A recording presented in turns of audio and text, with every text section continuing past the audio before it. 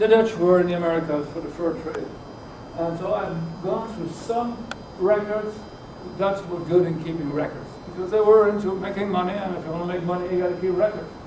And so some years, 10,000 beaver pelts were exported, and sometimes 100,000.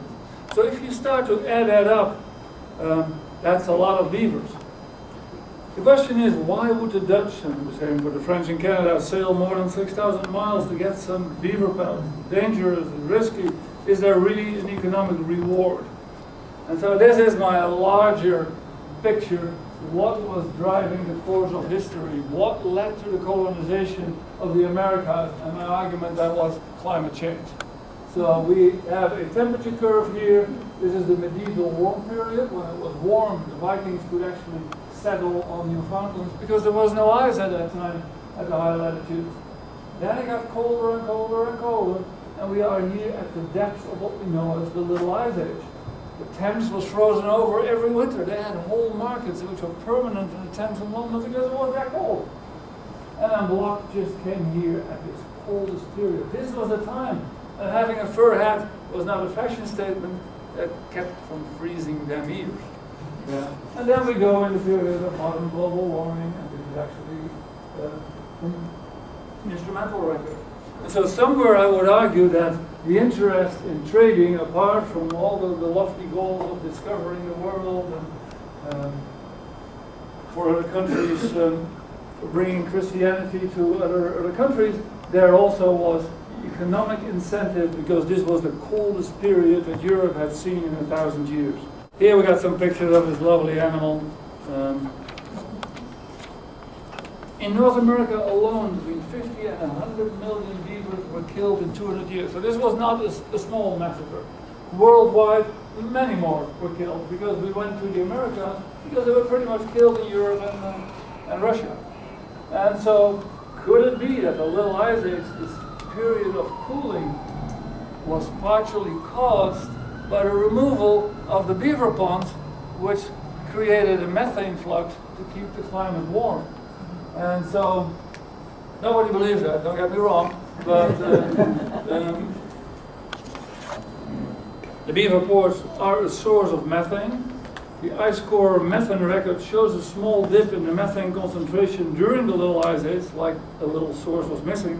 And some Canadian scientists who actually claim beaver, of course, is their animal, have blamed some of the modern global warming on the return of the beaver and the increased methane flux. So this is actually that curve again. This is the temperature record as reconstructed over the last 1,000 years. This is the methane concentration, and then that goes up here mainly with human activities. And just here in this area, we find a strong dip. So we call that maybe the beaver dip, maybe not. We've done more work on that, so the isotopic composition of carbon in methane from beaver ponds is very characteristic, and it looks like this story is not the only driver for Little Ice Age. And then there was a 12-year truce with Spain.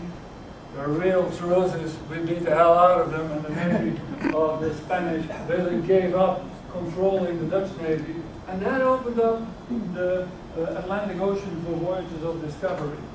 And that then started with Hudson, an Englishman, chartered on a Dutch ship to find, in essence, a northeast passage to China.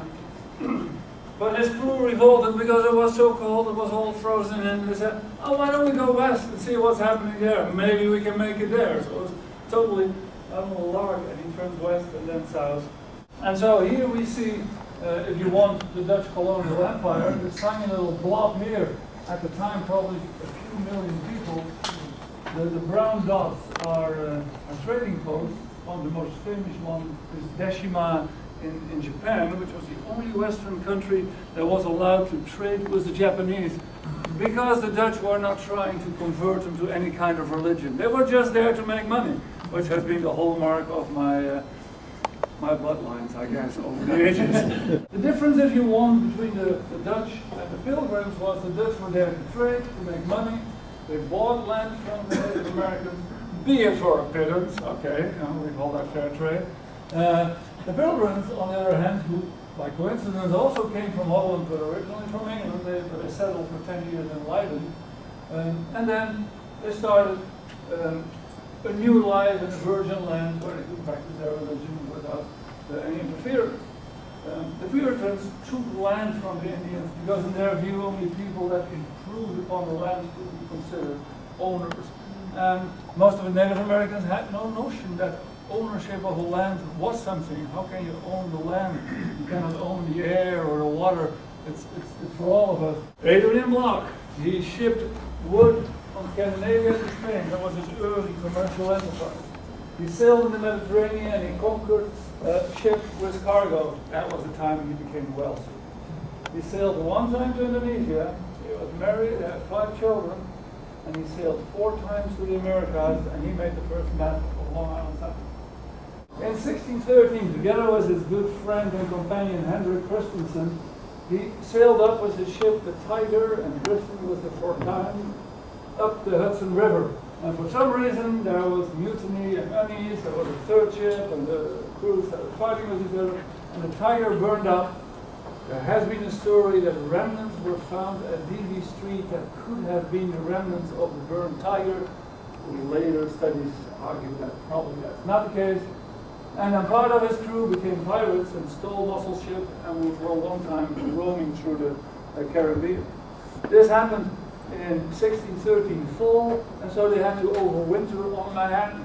And I will argue in a few minutes, that was a cold affair.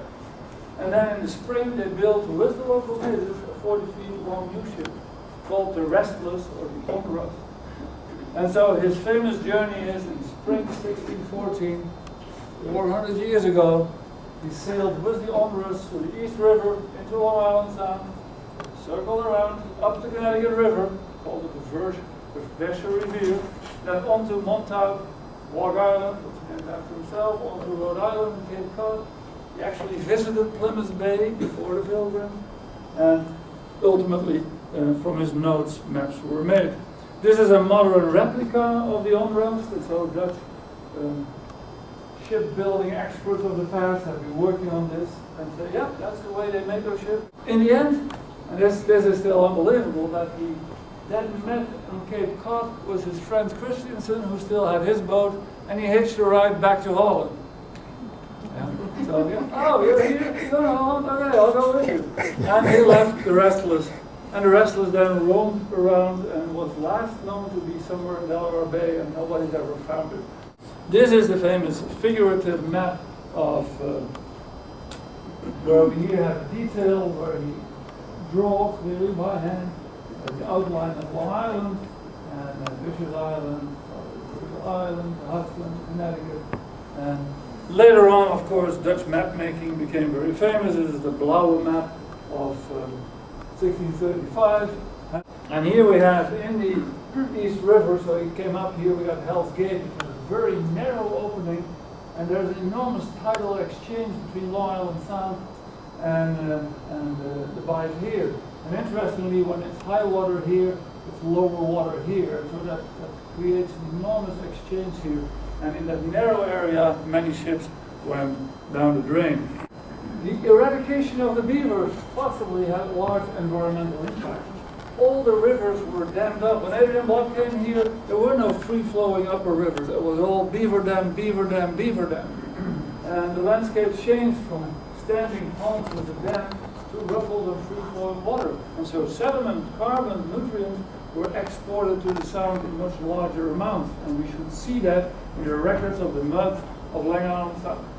And then my most speculative thing is that beaver ponds are a significant source of methane, which is a greenhouse gas.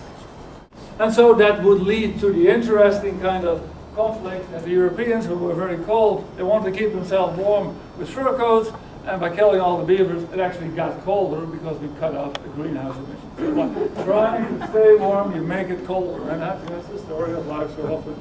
We have no idea what we're doing when we're dealing with the environment. My own oddball hypothesis is that the Dutch came here for the fur trade.